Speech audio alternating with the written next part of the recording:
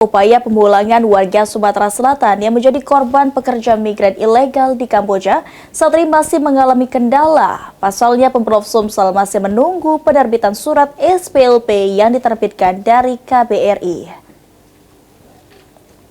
Assalamualaikum untuk Bapak Ratu Dewa dan Pak Ayman dulu. Sebanyak 15 warga Sumsel yang diduga menjadi korban penipuan untuk menjadi pekerja migran di negara Kamboja akan difasilitasi oleh pemerintah Provinsi Sumatera Selatan untuk pulang langsung ke kota Palembang. Menurut Gubernur Sumsel Herman Deru, keberangkatan 15 warga Sumsel ke Kamboja tanpa adanya perjanjian bilateral ketenaga kerjaan dari kedua negara.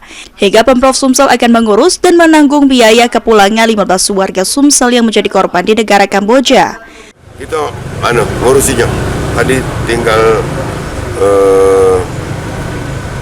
ngatur dari KBRI-nya, tapi kita ngongkosinya balik dari Kamboja ke sini. Tapi secara antar negara udah beres tuh Pak ya?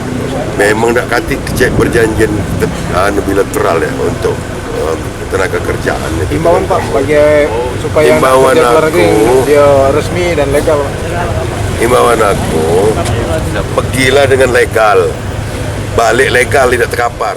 Sementara itu, Kepala Dinas Tenaga Kerja dan Transmigrasi Sumsel, Indra Bangsawan, menjelaskan bahwa 1 dari 15 PMI asal Palembang yang tertahan di Kamboja belum memiliki surat perjalanan laksana paspor atau SPLP dari KBRI Kamboja, sehingga kepulangan 15 PMI ke kota Palembang belum dapat dilakukan. Surat SPLP-nya belum keluar.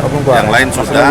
Iya, Kapan Pak kepulangan? Insya Allah. Kalau sudah selesai 15-nya, baru kita balik. Kalau siko yang kurang kan, bareng Pak ya. Balik. Sementara, SPLP merupakan surat perjalanan darurat yang dikeluarkan oleh KBRI sebagai pengganti paspor jika warga Indonesia yang berada di luar negeri tanpa memiliki paspor. Tim Liputan, PAL TV.